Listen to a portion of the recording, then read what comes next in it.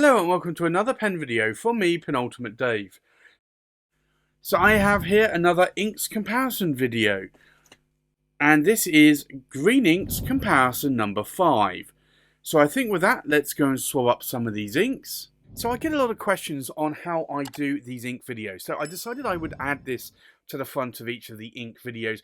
I put links in the description, but I know some of you watch this on TVs or mobile devices, so you don't get to see this. So first off, the paper is the number one question I get asked. What paper do I use for these ink comparison videos?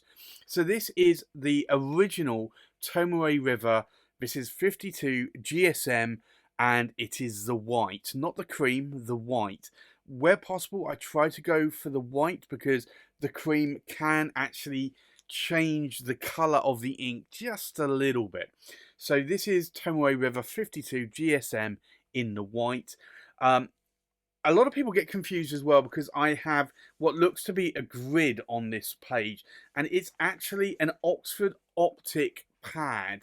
These are the pads that I actually use when I'm writing my writing samples for pen reviews or in my currently ink. So they have these little squares up here. I just use that because it's a good guide for me when I put this very thin sheet of Tomoe River over. I can actually see squares, so it helps me write a little bit sort of straight on the page. Not always, but sometimes it does. The other thing that I also have is I have a bottle of water, plain water, and I dip my nib in here. So for consistency, I use the same fountain pen, or I guess it's not a fountain pen, it's using a fountain pen nib though.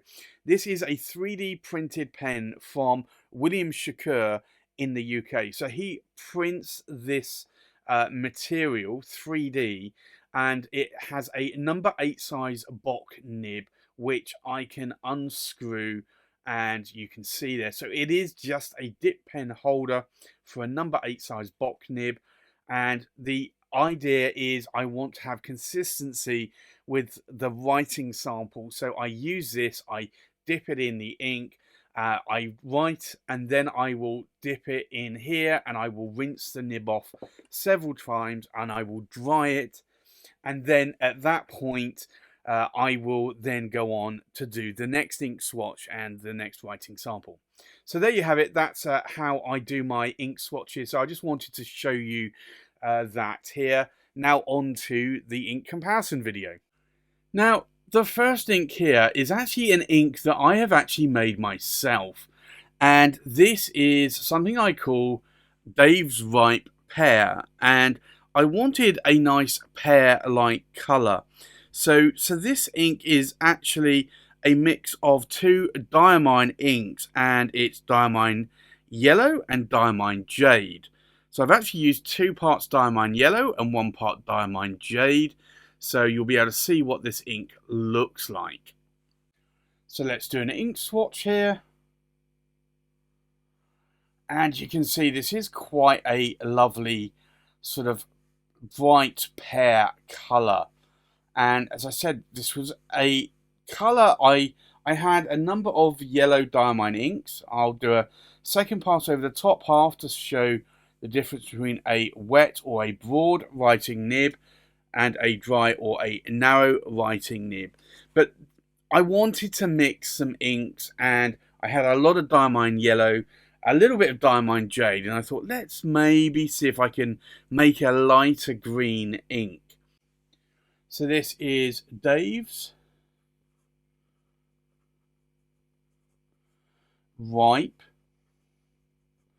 Pear, and hopefully you'll see there in the writing sample that it will look a little bit more darker than it does in the ink swatch, but this is how I like it. The next ink here is a Sheaffer Skrip, and it is green. So this is an interesting bottle. I do wonder about how much it actually takes to make this bottle, because it is quite a interesting shape. So let's do an ink swatch. Now, this is Sheaffer Skrip green, and I have to say I'm sorry, Sheaffer, but this to me is not a green coloured ink. I wonder how many of you actually think it's green or blue. Now, I'm going to do a second pass over the top half just to show the difference between a wet or a broad and a dry and a narrow writing nib. So this is Sheaffer.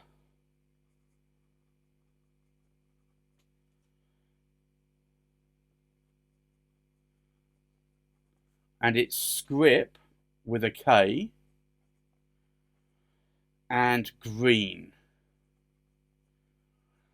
And I'm pretty sure that's not a green coloured ink. Now, I'm just going to show you this again. This has green here on the label. And let's see if we can see. So that just says ink. All of these Sheaffer Skrip bottles will have different colours depending on the ink. Now that's supposed to be a green, and it definitely is not. And there's nothing here that really says, other than GRN that you can see there. GRN for green. So yeah, this is an interesting colour for sure. I only have one bottle of Sheaffer Skrip, and honestly, that has put me off for a long time, because buying another bottle, because if that's what green looks like, I'd hate to think what the red or blue looks like, or even black maybe. Now let's see if we can redeem ourselves now. The next ink here is Waterman, and this is Harmonious Green. So we'll do another ink swatch, and it is a green, but it is a little bit more on the, I want to say, as it's going on there, a little bit more on the teal side of green. We'll do a second pass over the top half to show the difference between a wet or a broad and a dry and a narrow writing nib. So this is Waterman. And it is Harmonious Green. Now, this is a go-to green for a lot of people. Also, a lot of people actually don't actually check out Waterman. Waterman inks prices are pretty good.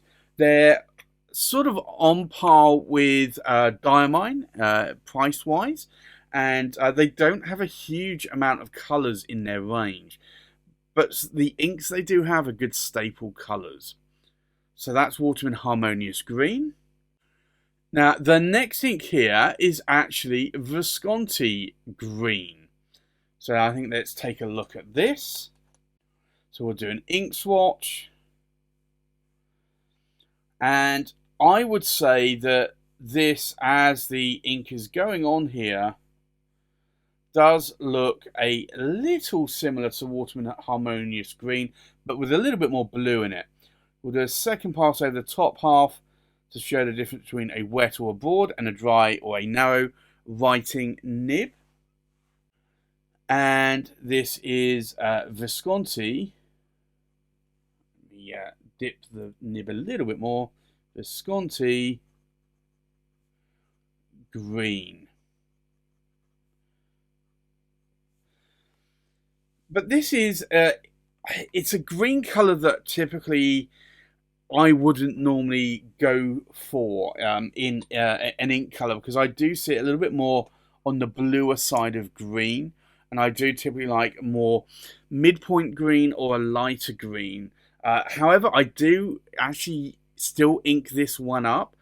It is still a good ink, but you'll see that the difference between the green cap and the ink sample there is actually quite different. The next ink here is a Herbin ink, and this is Emerald of Chivor. And you can see that it has a lot of silver particulates there. So I'm going to shake this bottle up a little just to get that particle moving. Now, we'll do an ink swatch. Now this is again a bluish green coloured ink. It is quite viscousy, quite thick colour. I'm going to try and get a bit more ink on here. We'll do a second pass just to show the difference between a wet or a broad and a dry and a narrow writing nib. So this is Herbin. And it is Emerald of Chivor. Now this, I do want to actually show it. It's obviously got particles in it, but it also sheens as well. You can see the sheen there, the beautiful red sheen. So hopefully you'll see that here on the Tomoe River paper that I'm using. And then the last ink in this inks comparison today is Diamine Shimmertastic and its Magical Forest. So again, we have particulate. So this is a shimmer ink, so I'm going to shake that a bit just to get it sort of moving. So we'll do an ink swatch.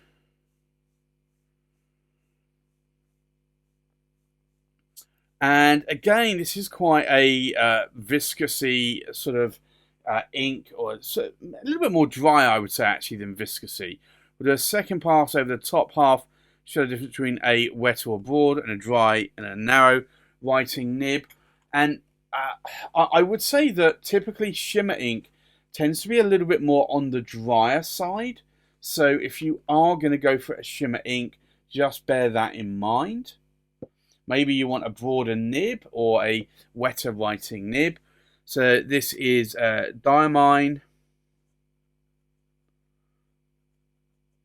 And it's Shimmertastic.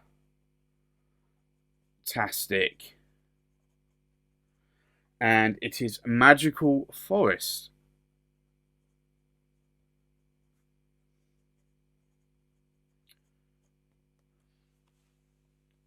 But you can definitely see that that is more of a green coloured ink. So I think let's now take a look at these inks now that they have dried. So the first ink here is Dave's Right Pear, and as I mentioned, this is an ink that I made myself, and it's 2 parts Diamine Yellow and 1 part Diamine Jade. And I'm just looking, I think I actually used up the last of my jade as well. You can, if you want to mix inks, you can use Diamine Yellow and just add just a little bit. I'd say no more than 25%, probably no more than 15 or 10% of another colour to it to make a colour lighter. So that's one thing you can do. And I wanted a pear, or a very light bright green colour. Now I could have gone for Diamine Apple Glory or Diamine Meadow, but I wanted something that was a little bit brighter. So you can see here the difference between a wet and a dry writing nib. You can see that there is some shading in the pulled areas. There really isn't any sheen going on. I will show you this up close here. But you can see that is quite a nice colour. There is a little bit, maybe, of sheen actually on the writing sample. I want to say that maybe there is. It does look as though it is sheening, to be honest, but I'm not seeing it in the ink swatch there. The next ink here is Sheaffer Skrip Green, and it has gone a little bit more greener, I would say, than when it first went on. But again, this really, to me, isn't a green coloured ink. I really don't know how Sheaffer can call this a green. I guess it's a little bit more of a turquoisey green, maybe. To me, it's really more of a bluish green or a greenish blue. I definitely, personally, wouldn't say it's a green, but you might have differing opinions on this. Now, you can see the difference between a wet and a dry writing nib. You can also see that there are some shading going on here in the pooled area. Is there any sheen going on? No, there is not. The writing sample definitely looks quite interesting.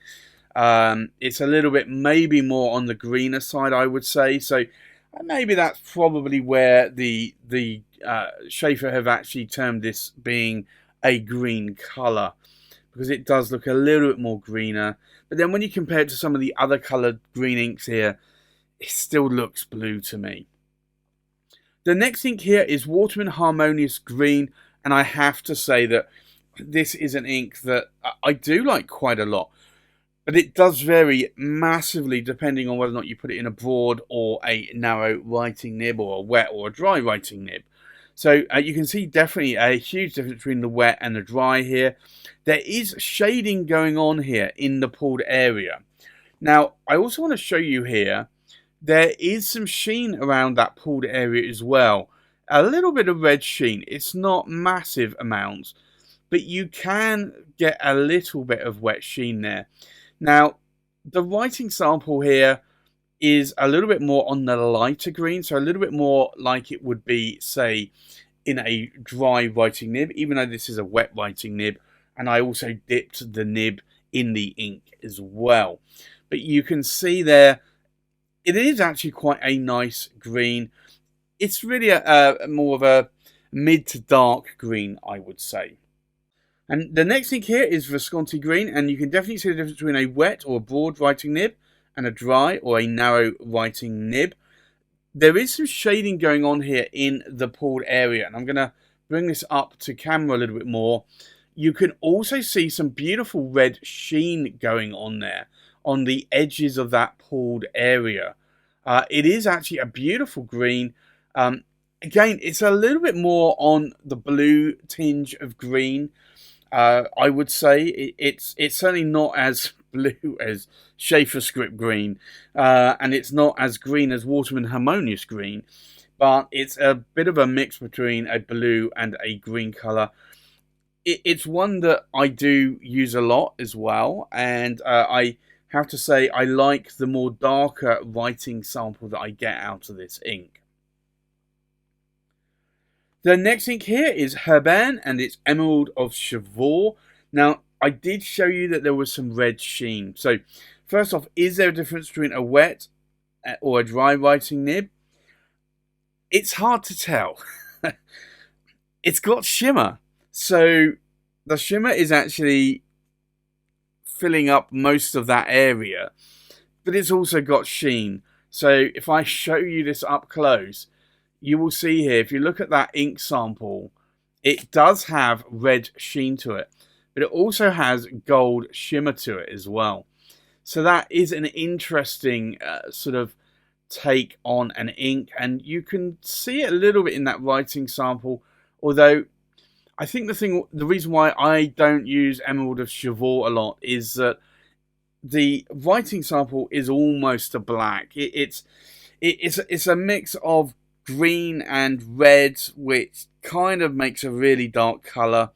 So it's just a colour that I don't use a lot. I typically will write with it maybe around Christmas time, although I do have a new favourite green Christmassy ink. So the next and last ink here is one of my favourite Christmassy inks, and this is Diamine Shimmertastic Magical Forest. Can you see the difference between a wet and a dry writing nib? Definitely you can there. Or even a broad or a narrow. It really, you can see night and day there. Very different. It does have some shading around the pooled areas, but it does have silver shimmer. And let me show you this on camera. This is a beautiful, beautiful silver shimmer in this. And you can just see the writing sample there. It really, really makes that pop. So for me, this is actually quite a nice shimmery coloured ink, silver shimmer ink. And it's one that I typically do use around Christmas, about sort of writing Christmas cards. So there you have it. That's my Green inks comparison number 5 video. If there are any of these inks that you like, do let me know in the comments below. Likewise, if there are any other green inks you'd like me to check out, then do let me know in the comments below. I will try not to include blue inks, but when somebody says it's a green ink, it's difficult not to include it. So that's my green inks comparison number 5 video. Thanks for watching. Please like, comment and subscribe, and I'll see you on the next pen video. Bye bye.